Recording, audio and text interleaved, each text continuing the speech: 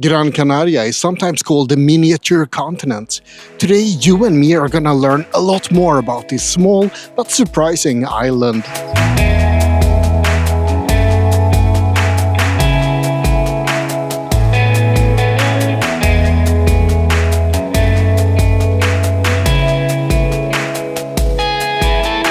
Gran Canaria is famous for its lovely weather all year round and for being a popular tourist destination.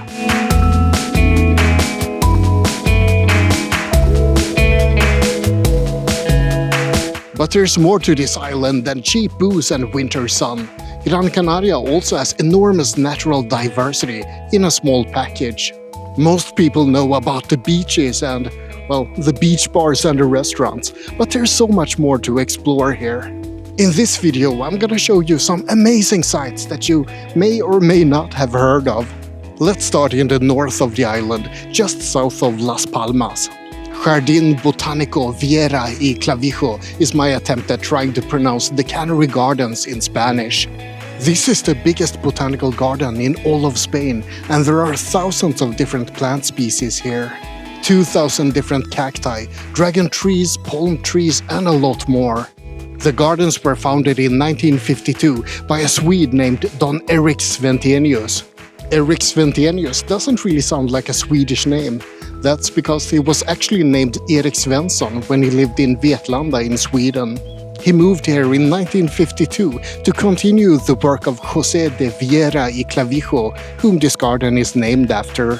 Erik is also buried here in the garden, next to his favorite rock where he used to sit and meditate. You can find more than 500 indigenous plants from Gran Canaria here, as well as lots of other species from all of Macronesia. Macronesia includes the volcanic islands in the Canaries, as well as the Azores, Madeira, and Cape Verde. There's a surprising variety of flora on these volcanic islands in the middle of the ocean. But there's more interesting nature in Gran Canaria than just different plants.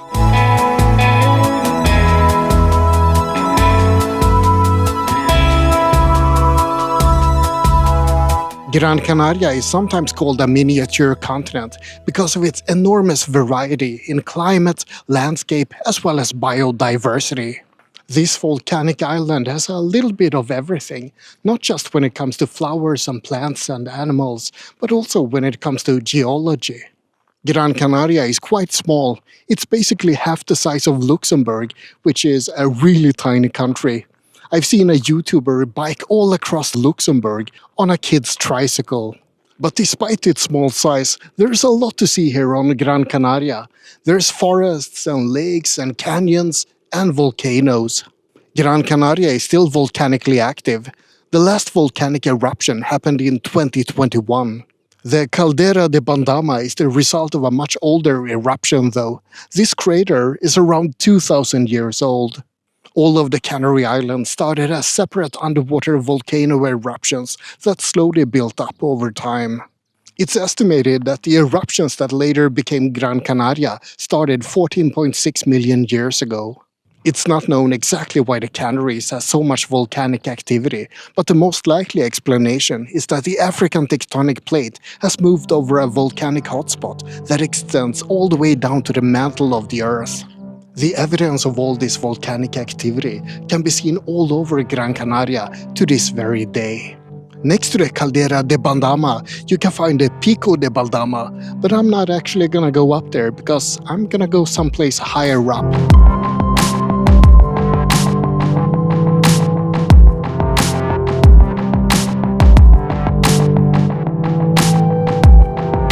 Here's another magnificent caldera. Caldera Los Marteles, which I actually had no idea was along the road I was gonna drive.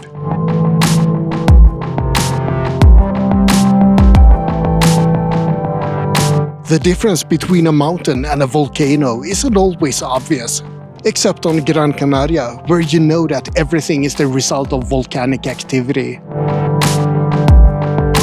Pico de las Nieves is the highest mountain on Gran Canaria, and it's a stratovolcano. It wasn't created by a single volcanic eruption, but several sequential ones instead. The name Pico de las Nieves actually means peak of the snows. But yeah, I don't see much snow here. It is a bit chilly, but no snow. The climate on the Canaries is very varied, but also very mild. It rarely snows here, and it's often pleasantly warm. It can get pretty hot in the summers though, and Gran Canaria technically has a desert climate because of the lack of rainfall. It does rain on the island, but not in all places. Gran Canaria is famous for having lots of different microclimates. Some areas get plenty of rain, and some get nothing. There's also a lot of wind on Gran Canaria, a constant gust of wind coming from the north all the way from the Azores. There's an area of high wind pressure up by the Azores, and the pressure is lower down by the Equator. That means that the wind is constantly rushing down south across Gran Canaria. And the wind behaves differently depending on where you are on the island. At sea level, the wind is often quite chilly because it's cooled down by the ocean. But up high, the wind is warmer instead, so in theory I should be quite warm up here at the highest peak. But that's just a theory, a climate theory. And it doesn't seem correct at all, so I'd better get back to the car so I can warm up a bit.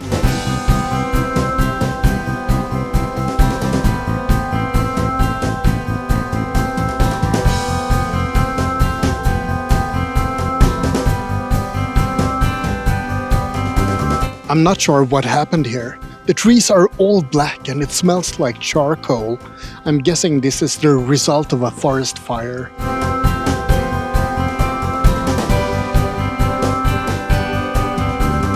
There's more to Gran Canaria than volcanoes and mountains. There's also a lot of canyons. Barranco de las Vacas is a famous slot canyon, made famous because it looks so similar to the Antelope Canyon in Arizona, and because people are posting hundreds of photos from this place. Slot canyons are narrow canyons with sharp sheer edges of eroded rock. Wind, water and erosion has created a gorgeous canyon here in Gran Canaria, but there are many others as well. I won't even try to pronounce the names of all of those gorges and canyons. There are quite a few of them, but they're all worth having a look at, for one reason or another. Some are down by the water, and some have a winding road leading down into the ravine. And some are just beautiful, like this one. But no matter which one you choose to visit, they're all a testament to the geological variety of Gran Canaria. I've talked a lot about plants and the geology of Gran Canaria, but there's animals as well. You can find a lot of endemic species here, like the Canarian lizard that can get up to 80 centimeters long, and the Canarian black pig, which is, well, a black pig with a small head. The Canarian skink is a small colorful lizard as well. And speaking of colorful, the most famous bird from the Canary Islands has got to be the canary. The canary bird is a small yellow finch from the Azores, Madeira and the Canary Islands, and people have been keeping them as pets since ancient times. It's no wonder why. They're small and pretty and they sing in a very cute little voice. Makes perfect sense. They've also been used to detect gas leaks in mines. I'm sure you're all familiar with the old tradition of keeping canaries in mines back in the olden days. At the Cocodrilo Park, you can see lots of different animals, both native Canarian species and imported ones, like crocodiles.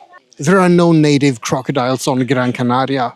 This park was established as a rescue center for exotic animals, like crocodiles, but others as well.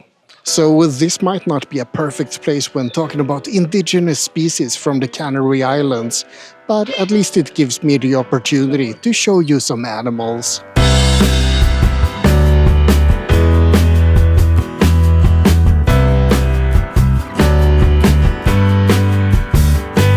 Despite all of this variation in both flora and fauna and landscape, many visitors to Gran Canaria only know about Maspalomas and Playa del Ingles.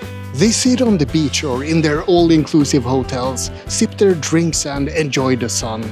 Little do they know that Gran Canaria has such natural beauty and such variety. But even in Maspalomas, there's something quite unique to see. You've probably heard of the sand dunes of Maspalomas. It's a 404-hectare area of very desert-looking landscape. These sand dunes were formed after the last ice age, when a marine shelf was let dry and wind blew the sand towards the coast. People online sometimes ask if these sand dunes are natural. Yes, indeed, it's all natural, baby. What's not natural is the camel rides you can take on these dunes, though. Camels are not native to Gran Canaria. And neither are the British tourists, who apparently have been having so much random sex on these dunes that rare bushes and plants have been damaged. What is it with some people who see a place of such natural beauty and their first thought is, let's do the nasty right here?